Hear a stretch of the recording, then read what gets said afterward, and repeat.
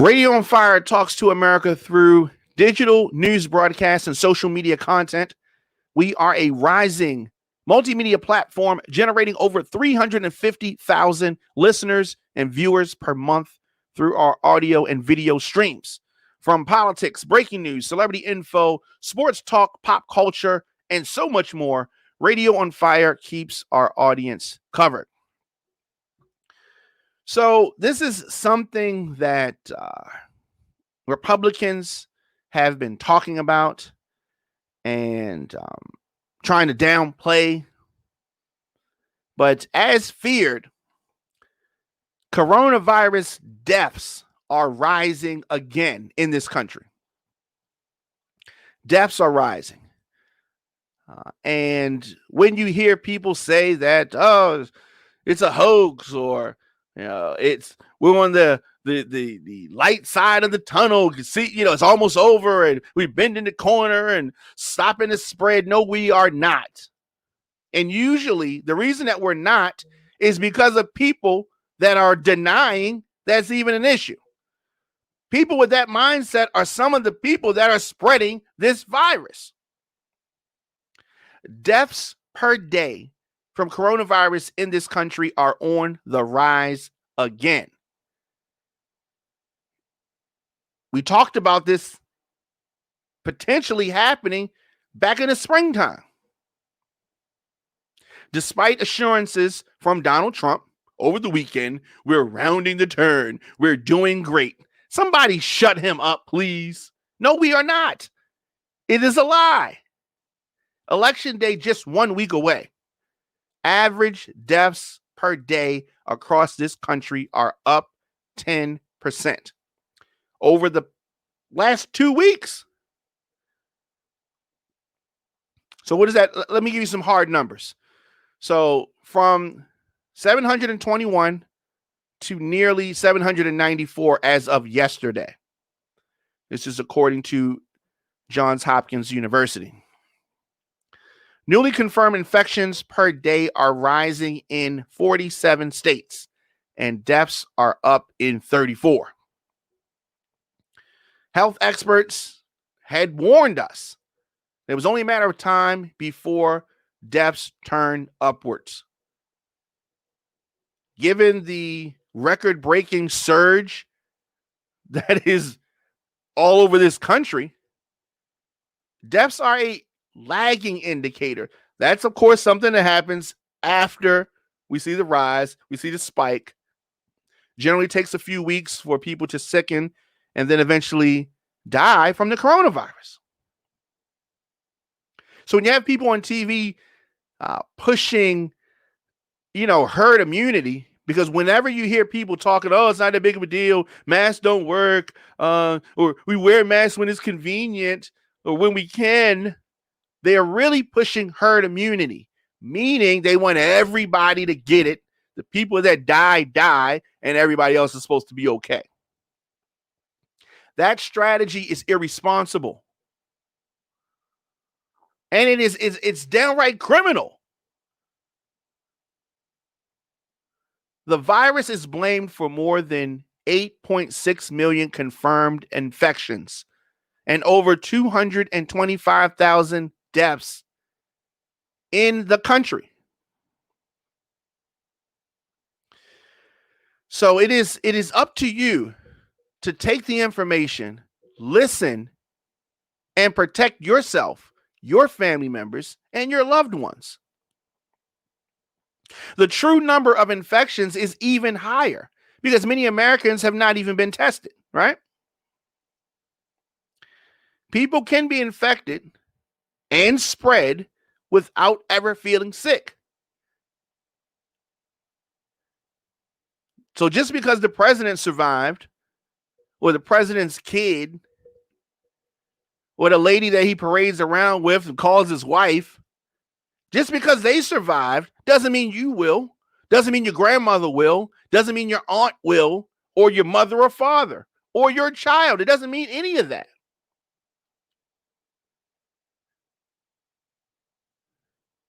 Dr. Deborah Birx, who is part of the task force and has taken a tour of nearly 40 states, said she found the absence of face coverings and the lack of social distancing to be deeply unfortunate and a danger. We are in a crisis state. There's a crisis happening right now. This is one of the things that is on the ballot. This is one of the things that you need to judge this president on, how he has protected Americans. And he can try to tell you, oh, it's not that bad. Oh, we're beating it. But you can look at the economy. You can look at the businesses that are closing. You can look at the fact that your kids are schooling from home. The fact that restaurants are not operating at full capacity. The fact that we have to wear masks. The fact that you see people wearing masks. The fact that things are not the way they were this time last year. You can see that things are not right. You can see that this is not the way this country is supposed to be. And yes, the virus came from China. Yes. But what has this administration done to protect the citizens? President Obama said over the weekend that we can't expect President Trump to protect Americans when he wouldn't even take the basic steps to protect himself and his own family. That's how little he cares.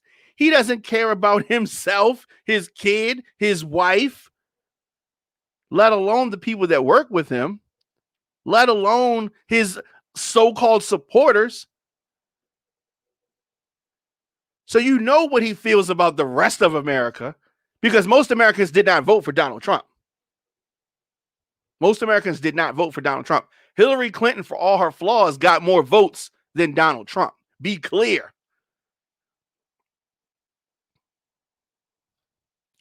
So we continue to see cases rise. Deaths are rising. Deaths are rising. I really hope that people are taking this more serious. You cannot. How can we listen? How can we listen to someone who got the virus as to how to not get it, right? The stuff you were doing got you the virus. And your wife, and your son, and your close coworkers. Nobody should be listening to you, right? Nobody should be listening to him. Nobody should be listening to Trump or his chief of staff as to how to not get this virus. Both of those clowns had the virus and got it by doing the foolishness that they already are doing and are trying to continue to preach to the American people. It's a damn shame. Deaths are rising. So let's do this. Take a quick break. Come back. More of the program. This is a quick break.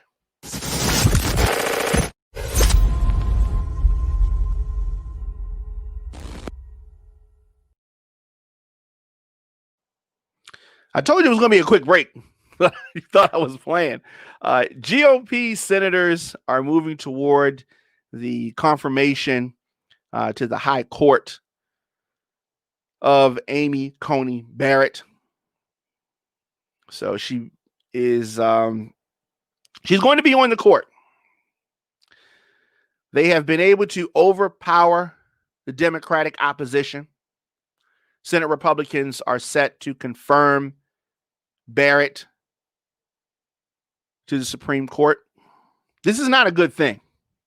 It is not. It's not a good thing. So this is going to secure Donald Trump's nominee a week before Election Day and a likely conservative court majority for years to come. The fact that they have this majority, and let me tell you how cold-blooded, ruthless Republicans are. They have the majority, and then they are framing Democrats as bad guys for potentially evening things out. And they mask it by calling it court packing, right? You've already packed the court with conservative judges and have the nerve to approach Democrats like, are you going to be court packing? Look, he's trying to pack the court. And the Democrats are so scared and shook that they're like, court packing? What do you mean? Like, they've already packed the court. This is my issue with Democrats. Democrats are so scared. Stop being scared. We watched Joe Biden on the stage, Trump talking all about his son. Joe Biden don't want to say nothing about his son. I mean, you have so much ammunition, right? All you had to do was mention, his daughter, right? Wasn't it Ivanka? Mention her. Mention Don Jr., Coke Boy. Mention Eric Trump and his lunatic self. Joe Biden didn't want to do that because most Democrats are scared. The Republicans are pushing them around. And when it comes to this Amy Coney Barrett crap, the way that the Democrats just lay down and just let the Republicans run all over top of them, that part is sickening. That hopefully will change. Trump's choice to fill the vacancy for the late icon Ruth Bader Ginsburg definitely opens a new era in the rulings of abortion. For all of the Democrats' weakness, I hope you understand where this road is leading. When it comes to abortion, when it comes to the Affordable Care Act, when it comes to potential dispute over this election that we are currently in the midst of, the fact that people are sitting back and not making a big deal about this on the Democratic side, that's because y'all don't understand what they're doing. Y'all don't understand how they are positioning and what is happening. Barrett is 48 years old, and her confirmation will solidify the court's rightward tilt. What does that mean? You hear right, you hear left, right? This means Democrats, a lot of things that you have probably in your lifetime come to just take for granted, these things are in jeopardy. These things are in jeopardy. Today's vote is the closest high court confirmation ever to a presidential election. We are 1 week away from the election. If President Obama had tried this, Republicans would have made such a noise that Democrats would have waited. But Democrats, they don't want to rock the boat. That's why they don't like AOC on the other side. They don't like AOC. The Republicans don't like her, mainly because she's about that life, because she wants to rock the boat. There's not enough people willing to rock the boat. This spiking COVID-19 crisis has hung over the proceedings. Mike Pence, his office said today that he would not preside at the Senate session unless his tie-breaking vote was needed, after Democrats asked him to stay away when his aides, like 5 of them, have tested positive for COVID-19, right? And I don't like that, right? I don't like the fact that Democrats asked him, oh, please, Mike Pence, can you stay away? No, demand that he stays away. Because that's what they would do if the shoe was on the other foot. Demand. Democrats are too passive, asking, please this, don't do that. Why? Why were you doing this? No, you have to make some demands and stand up and act like adults, not scared children cowering in the corner. But that is what happens. The Democrats must get a backbone. Just hoping and praying that things are going to work out and that the good guy's going to win in the end of the movie. You can clearly see Trump has been in office for 4 years. The good guy's not winning at the end of this movie. Not on his own, not unless you take some steps, not unless you move things in the right direction. You got to help it along because it's not happening on its own. And I think people understand that part. But our elected officials have to understand it also. Elected officials have to understand it also. We are 1 week away. 1 week away. And once we get to election day, election coverage is going to be interesting. It's going to be election week. And the Democrats, you have to be ready because Republicans are going to try every trick in the book. They've telegraphed it. You can see where it's going. That's why they're trying to set the court up. Because when Trump loses again, they are going to try to take this to the court. And the last time they took something to the court, you may not be old enough to remember, was in 2000. And that did not go the way the Democrats wanted.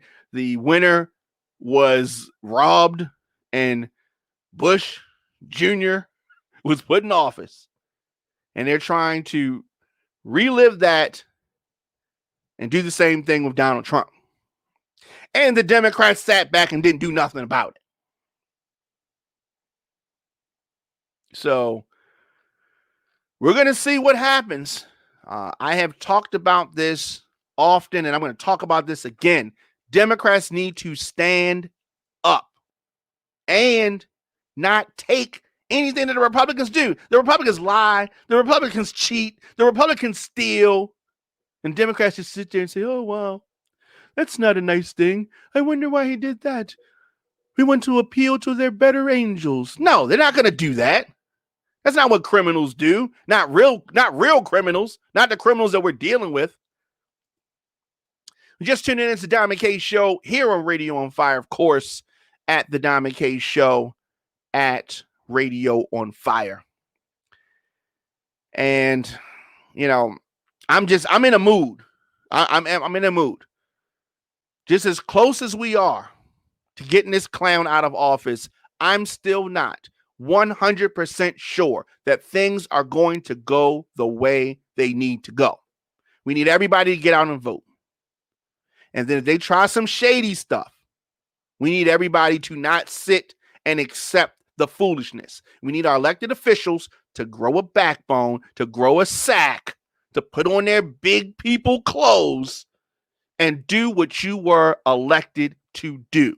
And that is help the people of this country. Your man Diamond K. I will be back here tomorrow, 7 p.m.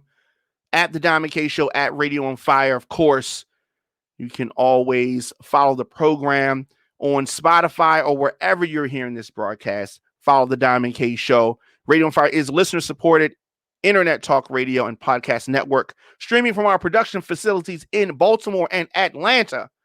We're able to bring you programs like the Diamond K Show because of our listeners and some amazing partners. Partners like D Lifestyle Secrets. Are you a baby boomer?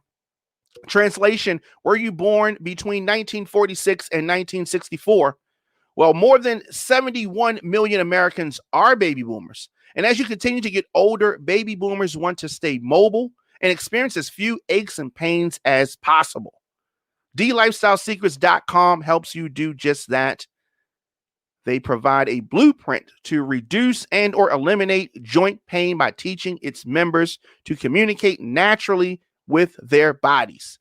DLifestyleSecrets.com gives baby boomers step-by-step videos and natural recipes, and most importantly, the motivation to re-energize themselves naturally. Visit DLifestyleSecrets.com to join this active community of baby boomers. So I will be back tomorrow. And of course, there's news and I'm going to be talking my talk. So I'll see you guys tomorrow.